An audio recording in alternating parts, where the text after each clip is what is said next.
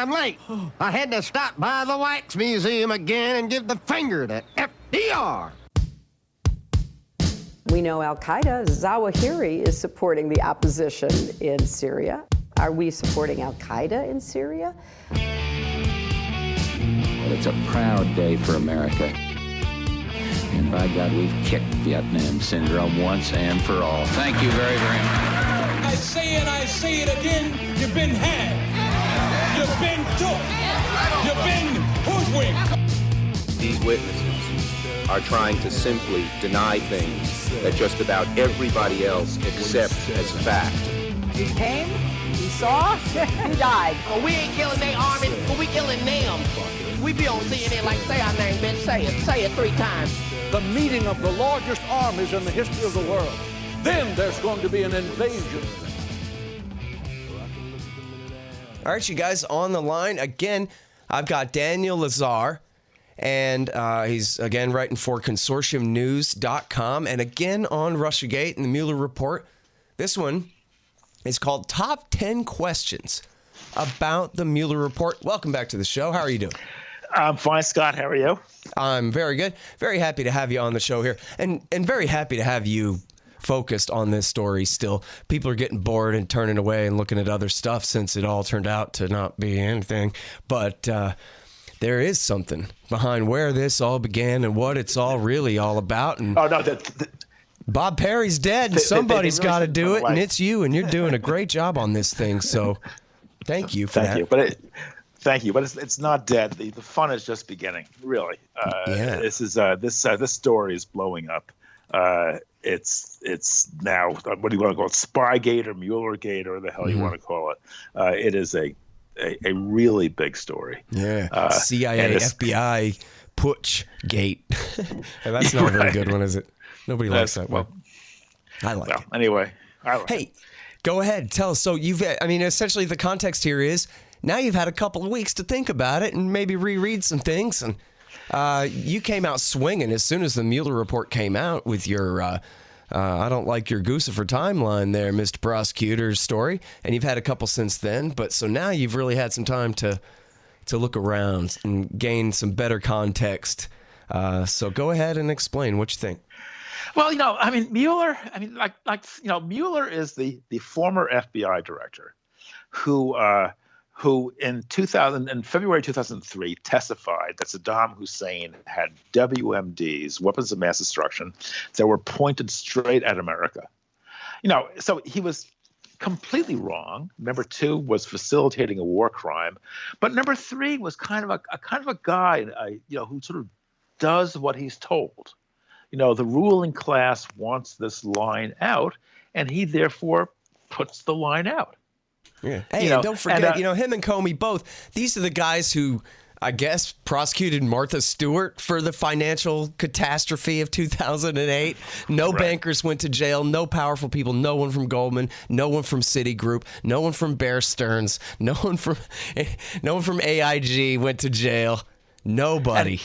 And Mueller also played a major role in covering up the Saudi connection, the Saudi role in 9/11. This is one of the great crimes in American political history. 3,000 people were killed, and the U.S. government, rather than getting to the bottom of why they were killed and who did it, essentially covered up for the perpetrators. Yeah, and so they could do a bait and switch and attack Saddam Hussein. We all know that. Anyway, go on. This is a really big deal, though. Let's just pause for a moment to let the enormity of this sink in, right? This is a government, supposedly a democratic government, supposedly beholden to the people. 3,000 innocent people are dead, right? And the government, and you see, if a crime occurs at your front door, you call the cops. You expect the cops to do a competent job of investigating it and apprehending the perpetrator, whatever it is, right? That's sort of what cops do. Yep. But here you have this massacre, and the government does the opposite.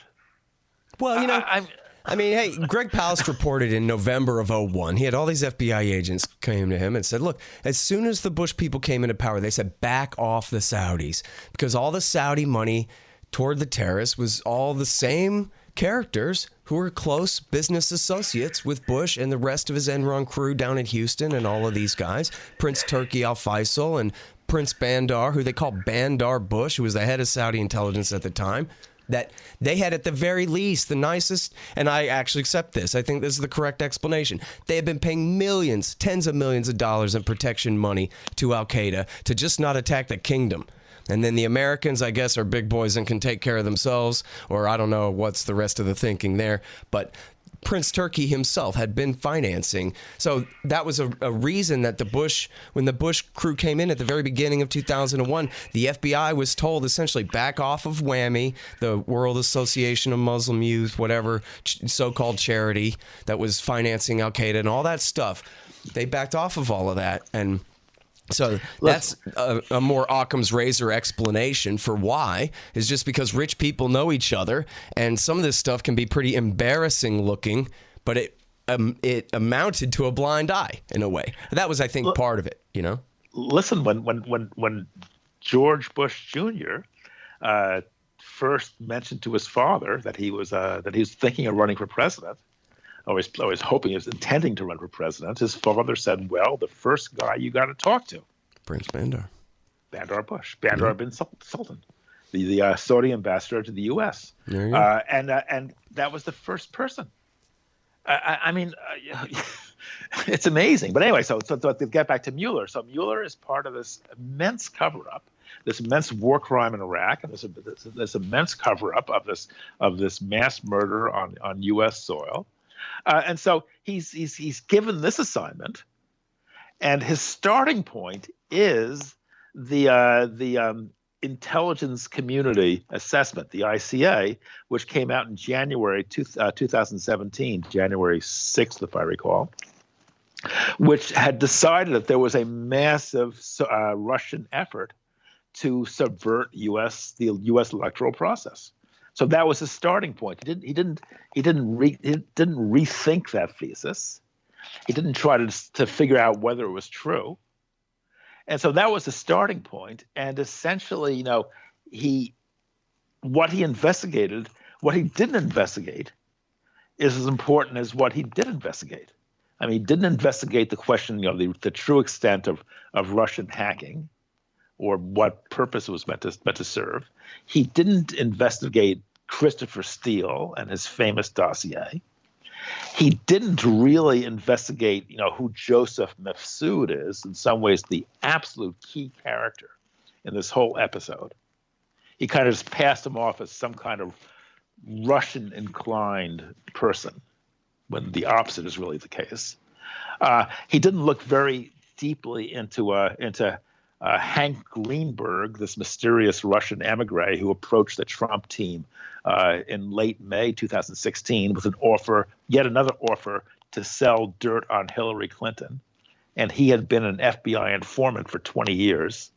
He didn't investigate Felix Sater, didn't even mention that Felix Sater, the man behind the Trump Tower Moscow project, was also an FBI informant, and that Andrew Weissman, Mueller's top lieutenant, had actually inked the deal in which he would become an informant back in 1998. He didn't investigate any of these things, any of these really odd, curious, strange things. So I personally, I think he did a decent job on the collusion question. He kind of punted on the obstruction question. And the whole question of interference, I think he completely blew. Hey, here's a book for you high-tech businessmen out there. No Dev, No Ops, No IT by Hussein Badakhshani. And it's a great book. It's essentially how a libertarian would run his tech company. And I read the whole thing. It's really engaging, and I'm not much of a businessman. But I sure liked it. I think you really will too. No Dev, No Ops, No IT by Hussein Badakhshani. Check it out at Amazon.com. All right. Well, so go back to that point then first about the interference at all. You start off with the, yeah. Tell me about some Facebook ads with Bernie and a Speedo and all of this, and how, I mean, people, I'm sure everyone's familiar. TV had talked about the buying of Facebook ads alone as an attack on this country tantamount to September 11th or Pearl Harbor, this kind of thing. And so it just sort of, they always skip a few and just go with the conclusion and never really explain exactly, just what sort of a Russian-backed Facebook ad onslaught were we under or weren't we in 2016, Dan? Okay, well, there's this company in St. Petersburg, formerly known as Leningrad, that is called the Internet Research Agency, and there seems to be a troll farm. And starting in early 2015, i.e., before the race even began, before Trump was even on a blip on the radar screen, began placing ads and vaguely political ads and Facebook. But they only spent $46,000 prior to Election Day, which of course is nothing.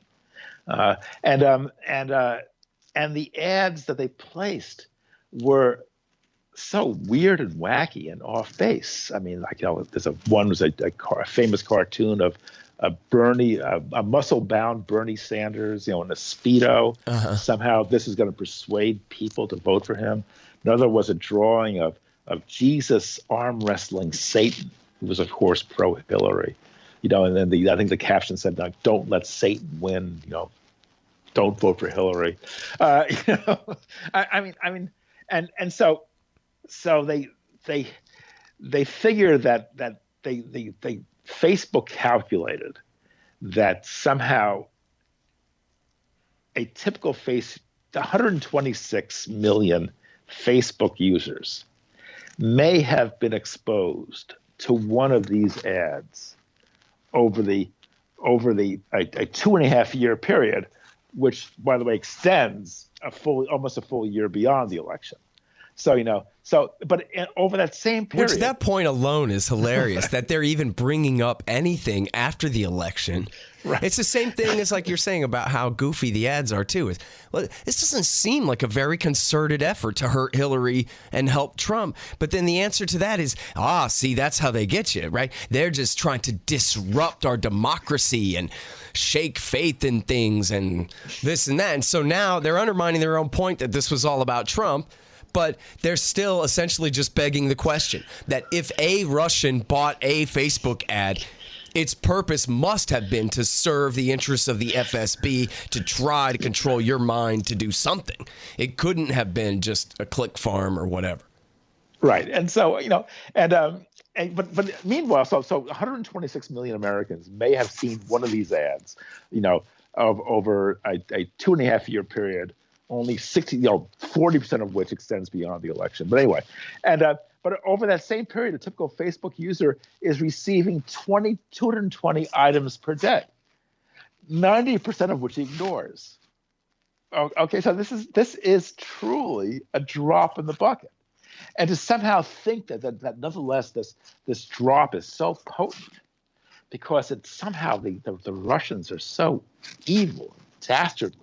And they have mastered these dark arts in such a satanic way that one little drop will poison all our brains. I mean, this just makes no sense. And there is no attempt in the Mueller report to put this in perspective, to try to assess how serious this problem really was. It merely echoed the silly, alarmist rhetoric of that January 2017 ICA, the Intelligence Community Assessment. And also, let me point out also that the IRA also sent out, I think it was 176,000 tweets during the presidential campaign. Well, at the same time, there was something like more than 1 billion election-related tweets, right? And of the 176,000 tweets that the IRA sent out, the Mueller report admits that 91.6% were not about the election. So what were they about? Were they about the price of strawberries? Were they about puppies and kittens and clickbait? Because that's the whole thing. Again, if you're not begging the question and you're not starting with your conclusion first, and you're just asking, well, what is it that they're doing? It looks like they're making money. And this goes to another point that I'm glad that you picked up on here, which I pointed out in my article that I wrote about it at the Libertarian Institute site, was they didn't even try to connect.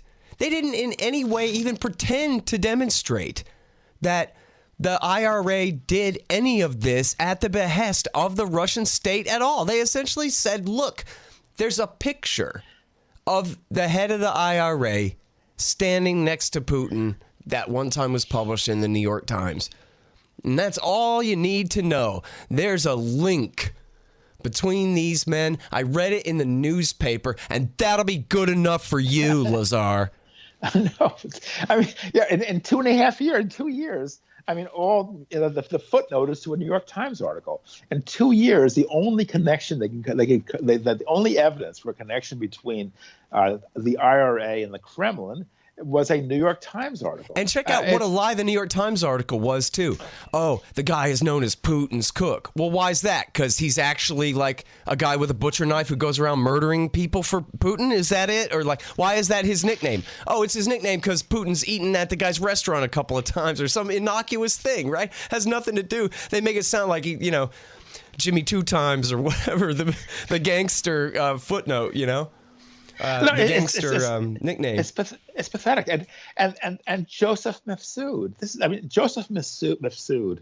Let me, for your listeners, he is an academic from the island of Malta in the Mediterranean. It's in between Sicily and Libya. It's a very interesting place with a very colorful history.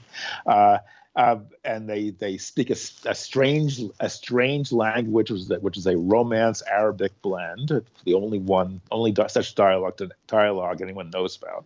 But Joseph Mifsud was an academic, a world traveler based in London, and even though the indictment of the IRA and the Mueller report, the indictment was it was last summer. Kind of hints that he's some kind of Russian asset. There is, in fact, a wealth of information that he was actually deeply ensconced in the Western intelligence apparatus. Why don't you run down a list of some of those indications for us, Dan, could you? Well, I'd be glad to. First of all, he's a consultant for a Swiss lawyer, financier named Stefan Rowe, spelled R-O-H. And Rowe says, this man, my employee, is an Western intelligence agent. Okay, so that's one bit of evidence. Another bit of evidence, he's photographed with British Foreign Secretary. Oh God, what's his name? Wait, the one you just said. Did you mean to say Russian? Or you meant to say British? No, photographed the British Foreign Secretary Boris Johnson. So, so if he's a Russian agent, he's photographed with Boris Johnson. That's kind of seems unlikely in itself. Third, he taught a course. There's a private educational institute in Rome called the Link Campus, which Stefan Rowe, Mifsud's employer, is part owner, which is well known as a center for intelligence agency activities.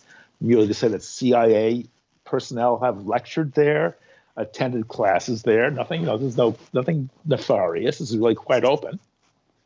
And while he was there, Mifsud in the past taught a course for Italian military and police personnel at the Link campus. And his co-teacher in that course was a woman named Claire Sterling, who is a high-level British intelligence officer. In fact, her job is to vet the security standing of top British officials, government officials, to make sure that they are not foreign agents. So Claire Sterling, whose job is to make sure that there are no spies, co-taught a course at the Link campus with Joseph Mifsud. Therefore, I presume that Claire Sterling was willing to vouch that he was not a Russian spy, that in fact he was regarded as a trustworthy co-worker by Western intelligence. Mm-hmm. Okay, so this seems quite clear, and he is the guy who sought out George Papadopoulos, a young guy who had been appointed as a unpaid foreign policy advisor to Trump in early March 2016, introduced him to an attractive young Russian woman whom he billed as Vladimir Putin's niece. It's not true. Putin does not have a niece. And then a month or so later, a month and a half later, met with him at a hotel in London and told him he had just returned from Russia and learned that the Russians had, quote, dirt on Hillary Clinton in the form of, quote, thousands of emails. A tidbit that about 2 weeks later, Papadopoulos passed along to another intelligence-connected Aussie diplomat, this time from Australia, named Alexander Downer, who then eventually passed that information on to the FBI. And that was the pretext for Operation Crossfire Hurricane, which is the name of the Russiagate investigation. So the investigation began with a Western intelligence agent. Now, that doesn't necessarily mean the whole thing is this Western intelligence psyop, but it certainly raises some interesting questions, which Mueller should have explored. Yeah. Right? Well, and so talk about the Stephen Halper issue too. Well, yeah. So you mentioned Satter. And I'm sorry, and also if you could real quick too about Satter, the guy on the Trump Tower deal. Wasn't part of that story that he was the one who brought this back up to Cohen? That remember that old thing that we were thinking about doing in 2013? Let's try that again now. Is that right? Yeah. Yes, and he was an FBI informant. Now, whether he's still an active informant, I don't know. But I would think it's worth exploring. And he was the one who kept pushing this deal, even though it was clearly going nowhere. And they have this crazy scheme. It's going to be a huge 100-story tower, and they would give they would gift the penthouse to Vladimir Putin. I mean, anybody who knows Russian politics knows this is just bonkers. And so, but Sater was at one point an FBI informant. Mm-hmm. And then I'm sorry, go on about Halper too a bit here. He's the more interesting one, I think. Oh, so Stephen Halper was now a man in his early 70s, a professor at Cambridge, who taught a well-known security seminar with Sir Richard Dearlove, the former head of MI6, which is the British CIA. Mm-hmm. So this guy is high up in the intelligence apparatus. And there was a scandal way back in 1980 where Halper, as a young guy, had apparently infiltrated the Jimmy Carter campaign in order to spy for Ronald Reagan, pass information onto Ronald Reagan. And his father-in-law was, I believe, Dewey Claridge, a legendary CIA figure. So at some point, the FBI called up Halper and also told him to do something with regard to Papadopoulos. And so Halper emails Papadopoulos out of the blue, offers him $3,000 to write a research paper on the oil drilling in the Eastern Mediterranean, which happens to be one of Papadopoulos' specialties. And Papadopoulos, says $3,000, free trip to London. Great, I'll do it. So he bangs out the paper, flies to London, where he's first met by Halper says, well, first go have drinks with my assistant. And some very attractive woman says her name is Azra Turk, then takes her out to drinks. Apparently, she's very heavy on the sexual innuendo, according to Papadopoulos. And we now know that she was somehow sent there by the FBI. Whether she's an FBI agent, a CIA agent, a Turkish agent on loan, we don't really know. But clearly there was some kind of effort not to gather information, but what seems similar here and in other instances involving Papadopoulos, an attempt at entrapment. an attempt to get Papadopoulos to say something that would somehow get him in trouble and could somehow be used against the Trump campaign. Mm-hmm. Well, I guess you must be following, I think you mentioned in your piece, this work by John Solomon in The Hill lately, where he has Obama administration officials going to Ukraine in very early 2016 and saying, give us everything you've got on Paul Manafort. Right. And as you know, Paul Manafort was troubled, was beleaguered by a document which said that he had been the recipient of, if I recall correctly, $12 million in sort of under-the-table payments. And he always maintained that document was fraudulent. But the document was apparently supplied by Ukrainian intelligence. So this is a classic black op by the Democrats in order to somehow get Manafort. Right. I mean, fraudulent or not, the point is that the Democrats showed up saying, I'm shopping for a bill of goods. Give me something. Right. So that's the point. And meanwhile, find a job for the vice president's son, if you don't mind. Sorry, hang on just one second. Hey, guys, as you know, I have a notorious history with server problems, but those days are over. It's all solved, and that's because of the great Harley Abbott at expanddesigns.com. Expanddesigns.com. Your website is too old. It's out of date. You need a new one for the 2020s. Expanddesigns.com and go to expanddesigns.com/Scott and you'll save $500. So, Dan, listen, I mean, it sounds pretty obvious what's going on here, right? That once it was clear that Marco Rubio is not going to be able to stop this guy, and maybe that Pied Piper strategy, soon to be revealed in the Podesta emails, is backfiring on us already.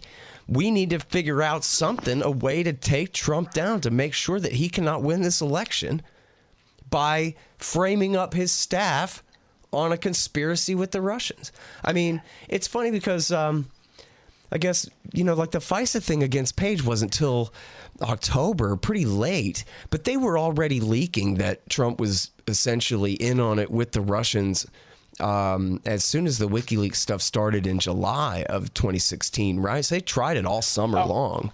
They were leaking and leaking to the newspapers and all these things. And, I don't know. You're right that there's still a lot to learn, but when you have like 6 different places or whatever it is, 4 or 5 or 6 different places, I'm sorry, you're doing a better job keeping count than me, of informants and, pretty obviously informants trying to goad people into saying they love Putin into open mic, like they're entrapping the Liberty 77 into saying they love Osama or something like that over and over and over again. It's pretty clear what's going on. Yes, it's very clear. I mean, it seems to be little doubt as to what was happening. There was some kind of giant intelligence operation that was meant to bring down Trump. And even once he was elected, an attempt, there's some indications there was even an attempt to stop him from taking office. And then once he took office, an attempt to cripple his presidency. And according to the Mueller report, by March 2017, just 2 months into his presidency, Trump was saying, I can't do anything. There's so much I want to do. I can't do a thing because of this goddamn Russia business. And you know what? It's interesting, too, that Mueller, it almost seems like he kind of bends over backwards to point out that, on almost all of these cases of so-called obstruction, there is another very obvious, equally at least plausible explanation for his behavior, which is not to cover up the fact that he's innocent of a crime he's innocent of, but in fact to try to get out from under this thing so he can do his job as elected chief executive of America's government departments.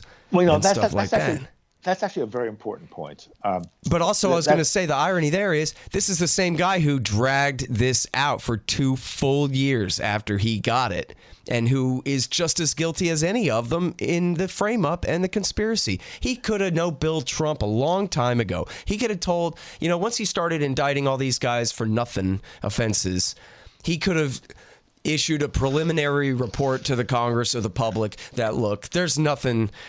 I'm not finding anything saying that the Russians compromised Donald Trump at all, and that's just not right. So you can get over that part. He could have done that, So he's one of them, all the same, even still. Yeah, but it's a very important constitutional question. I mean, the question of obstruction of justice raises a constitutional issue, but also equally important is the idea that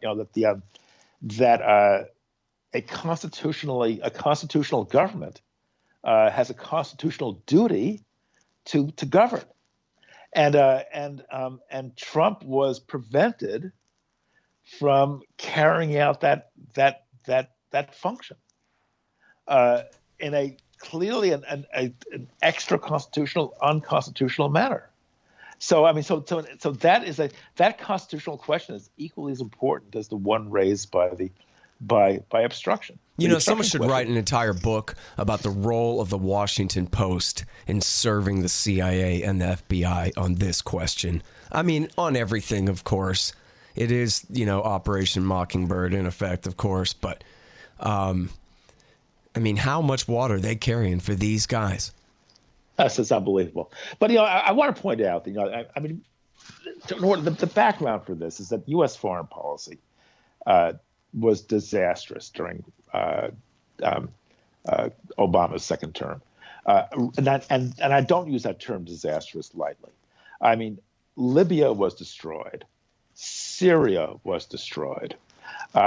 Yemen was destroyed. And the Ukraine was destroyed. Yeah, created the Islamic State and then launched a war to destroy it again. Yes, and not only that, but a huge wave of refugees was then generated by these wars along the southern rim, which then, crashed down on Europe, completely toppling European politics. So we're still wrestling with the aftermath, the aftershocks from that event, and this is very much Hillary Clinton's doing. And these were missteps, major missteps that Putin was able to really exploit in a really adroit fashion. Okay, and the U.S. rather than pausing and saying, gee, we really screwed up here. Gee, we should really sort of think about what we're doing. We should embark on a different strategy. I mean, clearly we're not getting the results we desire. The foreign policy establishment doubled down, refused to even consider the question of whether it had made any mistakes, and put all the blame on Putin. And then, when starting in the summer of 2015, Trump began campaigning and started hammering away at Hillary's, colossal missteps in the Middle East, and began calling for a rapprochement with Russia. The foreign policy establishment was not only shocked, but it was ready to go to war.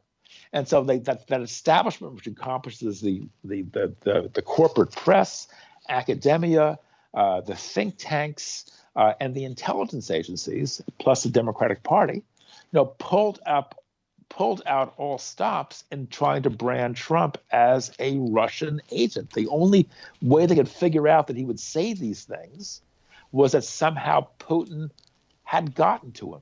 Right. He was a Manchurian candidate. It was even stupider than what they had done previously. Well, and it also just really proves that what are supposed to be the marginal views of leftists and, maybe right-wing populists and libertarians, that the way things really work around here is that nothing is on the up and up. Everything is corrupt. The U.S. government is a blood-soaked world empire, and the things that they say are lies, and the way they portray it on Law and Order ain't really how it works. All that is what's vindicated. And in fact, I think I can hear it in your voice, and I know it's true for me too, that even after everything I've known, I've grown up knowing Ronald Reagan was a dope pusher my whole life and all this kind of stuff, and all the wars and all the Waco massacre and everything. And yet still, I admit I'm a little bit shocked that the CIA and the FBI have the balls to think that they can take on the nominee of a major party for president of the United States of America like this and try to prevent him from winning, try to prevent him from being sworn in, as you said. There was an aborted plot to try to stop him in the Electoral College. They reported in the New York Times. They weren't even embarrassed. And then to carry on this whole thing like this, it's incredible.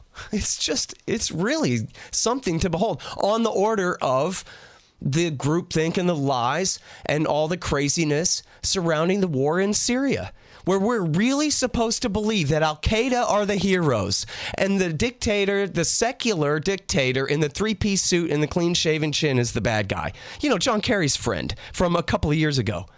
It's absolutely nuts. Same as, you know, fighting the war for Al-Qaeda in Yemen, which you mentioned earlier as well. Yeah.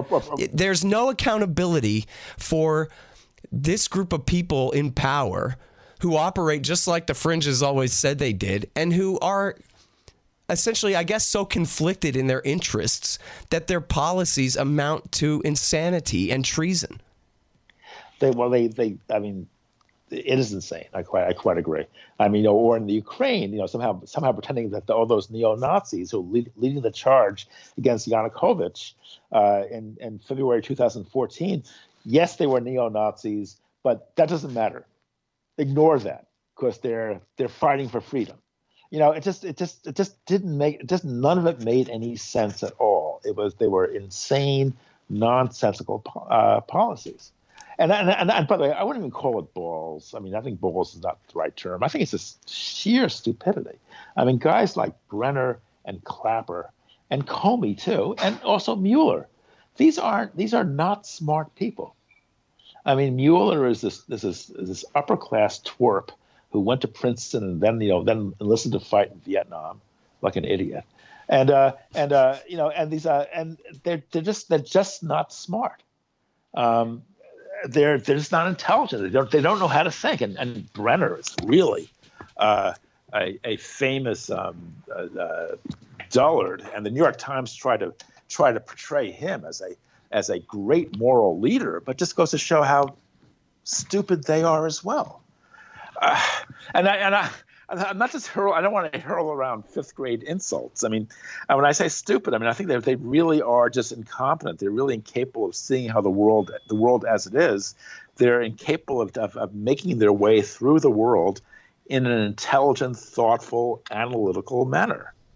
Listen, it's great talking to you, Dan, about all of this stuff. And regardless of our differences of opinion, not regardless, partially because of our differences in opinion on all these things. I really like talking with you, and but especially I appreciate your journalism on the issue of what the current Central State is up to. Great. So thank you again, sir. We'll talk again soon. Talk to you soon. Bye. All right. Okay, guys, that's Daniel Lazare. He is at consortiumnews.com and writing really great stuff about Russiagate there. So definitely keep your eye on that.